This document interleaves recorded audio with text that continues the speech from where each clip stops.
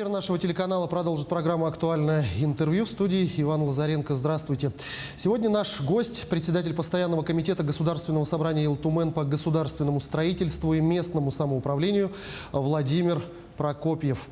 Владимир Михайлович, здравствуйте. Здравствуйте. Ну, во-первых, разрешите вас поздравить с тем, что вас недавно назначили председателем этого комитета. И для начала расскажите о планах деятельности работы комитета.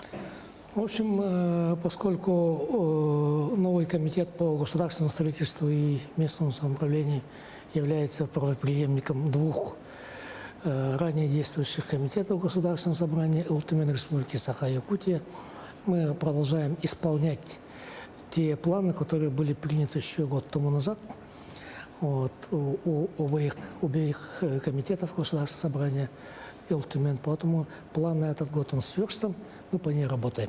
Что касается плана работы на 2022 год, мы находимся на стадии формирования плана работы комитета. Вот где-то в конце года этот план будет утвержден. Насколько я помню, недавно на пленарном заседании Илтумен принял очень важный закон о статусе столицы. Расскажите, пожалуйста, об основных нововведениях этого закона. Действительно, принят очень важный для развития нашего городского округа закон о статусе столицы Республики Саха-Якутия, города Якутске. Он был инициирован главой Республики Саха-Якутия Александром Сергеевичем Николаевым. Значит, там в новом законе достаточно четко расписаны полномочия органов государственной власти Республики Саха-Якутия и органа местного самоуправления в лице городского округа. Разграничены эти полномочия, это во-первых. Во-вторых, значит, там, опять же, уточнены полномочия в области финансирования, в части финансирования со стороны государственного бюджета и исполнения бюджета значит, муниципального образования в городе Якутск. Вот, предусмотрена возможность дополнительного предоставления межбюджетных трансфертов в виде субсидий иных, значит, иных видов финансирования по решению главы республики и по решению правительства Республики Саха-Якутия. Таким образом, достаточно расширена возможность, значит, привлечения финансовых ресурсов за счет других источников у городского округа города Якутск для решения задач по обеспечению благополучия населения, благоустройства города и так далее, и так далее. То есть можно говорить, что в первую очередь выиграл бюджет столицы. Безусловно, безусловно. Еще один важный закон, который рассмотрели в первом чтении, это закон об административно-территориальном устройстве нашей республики. Такого закона раньше не было, и какие предпосылки были к его появлению? Ну, у нас и ранее был принят закон, правда, он был принят в 1995 году, то есть прошло более четверть века. За это период, значит, произошли серьезные изменения как в федеральном законодательстве, так и в республиканском законодательстве. Поэтому возникла необходимость усовершенствовать, уточнить данный закон. И вот в новом законе введено достаточно много уточняющих норм, поскольку наш субъект, он один из национальных субъектов Российской Федерации, имеющий свои традиции, культуру и так далее, которые учтены в этом законе. Вот такие понятия, как улус, наследие и так далее, как административные единицы, они существуют, в принципе, только у нас. Поэтому, значит, этот закон направлен на совершенствование собственного законодательства. Он принят в первом чтении, ну и дальше будем продолжать с учетом поступающих предложений от мест, поскольку мы на днях направим на рассмотрение, внесение предложений муниципального образования нашей республики. Работа еще будет продолжаться, да, конечно, повсеместно. В Конституции России впервые была принята норма о публичной власти. И теперь, как известно, на федеральном уровне был разработан проект закона об общих принципах организации публичной власти в субъектах России. Известно, что Госсобрание имеет некие замечания к этому проекту закона. Расскажите, пожалуйста, об этом. Ну, не некие замечания, а, значит, вполне конкретные. Да, Государственное собрание Илтумен разработало свои предложения и замечания, которые оформлены в виде отзыва Госсобрания Алтумен. Но тут необходимо сказать о том, что в прошлом году мы всенародно приняли поправки в Конституции Российской Федерации. Вот, там произошли определенные изменения, появилось понятие публичная власть. Эта публичная власть есть, значит, как толкует 132 статья Конституции Российской Федерации, когда органы местного самоуправления, органы государственной власти Российской Федерации взаимодействуют в интересах населения, проживающего на определенной, в интересах и во благо населения, проживающего на определенной территории. Это очень такое емкое понятие, которое вводится впервые в нашей стране. И вот правительство Российской Федерации разработало проект и внесло в Государственную Думу 27 сентября в виде проекта закона взамен действующего закона за номером 184, ну и называется закон, если это более точно формулировать, об организации публичной власти в субъектах Российской Федерации. Об общих принципах организации публичной власти в субъектах Российской Федерации. Так называется новый проект закона. Он был рассмотрен Государственной Думой в начале октября этого года, и к нам поступил этот проект 8 октября. Получив данный документ, мы провели очень широкое обсуждение со специалистами, с юристами разных ведомств.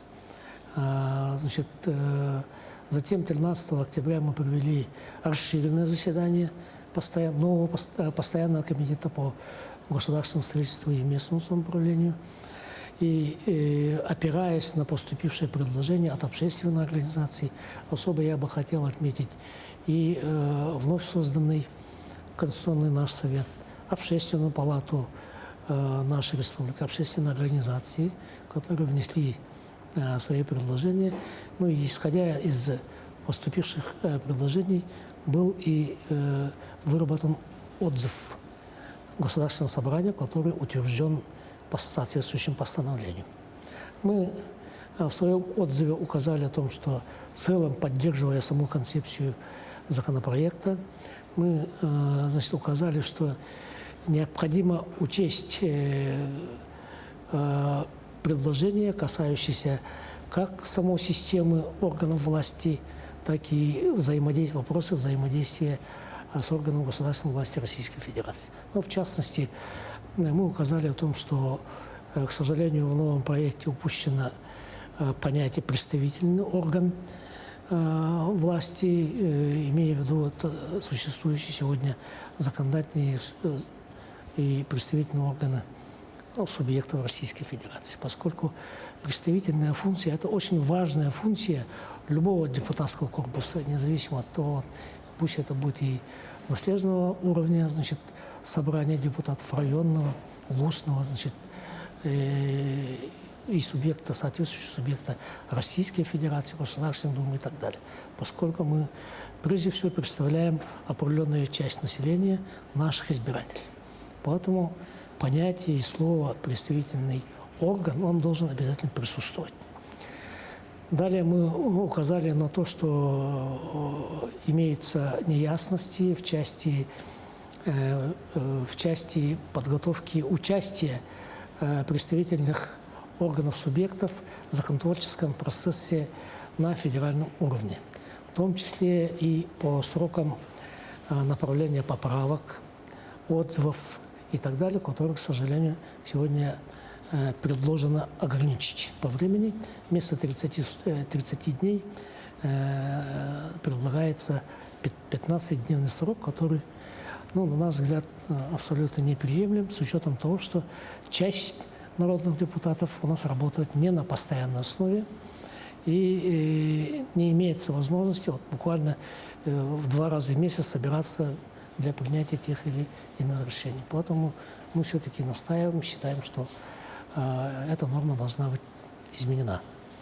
Далее, в части отрешения от должности высшего должностного лица субъекта Российской Федерации. Там нет ясности и четкости, в каких случаях и по какой причине он может быть отрушен. Это достаточно важный вопрос, поэтому мы предлагаем сформулировать, уточнить с учетом действующего федерального законодательства. Ну и вот еще один момент касается федеральных территорий, особенно в арктической зоне, где императивно прописано о том, что принимается только как бы федеральный закон, вот, который принимается, получается, без определенного учета мнений мест. Поэтому мы предлагаем, ну и, наверное, будем настаивать, чтобы принятие решений по таким территориям было согласованным действием на основании определенных договоров или соглашений с участием органов государственной власти субъектов Российской Федерации и местного самоуправления. В первую очередь нужно учитывать и мнение людей, которые там проживают. Безусловно. Поэтому такой отзыв сегодня направлен. Буквально вот сегодня состоялось, насколько мы информированы, первое заседание Комитета Государственной Думы. В данное время мы готовим соответствующие поправки. Когда он будет рассмотрен уже в первом чтении, при рассмотрении во втором чтении мы направим свои предложения в виде поправок. Уже по конкретным статьям, по конкретным пунктам. Также вы возглавляете рабочую комиссию по разработке законодательных предложений для регулирования лесных отношений в части охраны лесов от пожаров. Расскажите, какие предложения уже поступили, в каком направлении эта работа будет продолжена? Да, действительно, в качестве председателя постоянного комитета по земельным отношениям, природным ресурсам и экологии по поручению спикера нашего парламента Алексея Ильича Еремеева я возглавлял эту рабочую группу. Она проработала определенное время. Мы, провели ряд совещаний рабочих там и так далее. Получили и различные предложения от различных субъектов. В том числе я опять же хочу отметить нашу общественную палату, которая внесла очень дельные предложения, Совет старейшин нашей республики. И вот на основе поступивших предложений рабочая группа подготовила свои предложения и направила в адрес председателя парламента нашей республики, который, в свою очередь, отправил в виде позиции парламента в адрес главы нашей республики. Там достаточно много интересных пунктов, довольно объемный документ, очень важный. И вот мы знаем о том, что глава нашей республики учел, в том числе и предложения парламента в этой части, и благодаря его действиям, благодаря его договоренности на самом высоком уровне, вот сегодня мы уже чувствуем существенное увеличение финансирования вот этого направления. Но я считаю, что это только начало пути. Будут решаться серьезные вопросы, касающиеся численности работников, оснащения соответствующим оборудованием, техникой, инвентарем для тушения пожаров. Будут применяться новые технологии тушения пожаров и так далее, и так далее. Поэтому мы работаем сообща в интересах нашего населения, поэтому эти выработанные предложения будут и впредь учитываться и в федеральном законодательстве, и в иных нормативно-правовых актах. Действительно, очень бы не хотелось, чтобы ситуация этого лета повторилась снова. Конечно. Владимир Михайлович, я благодарю вас за эту беседу. Спасибо, что нашли время, ответили на наши вопросы. Всего вам самого доброго. Спасибо вам также. Напомню, вы смотрели программу «Актуальное интервью». Берегите себя, не забывайте носить маски в общественных местах. До встречи в эфире.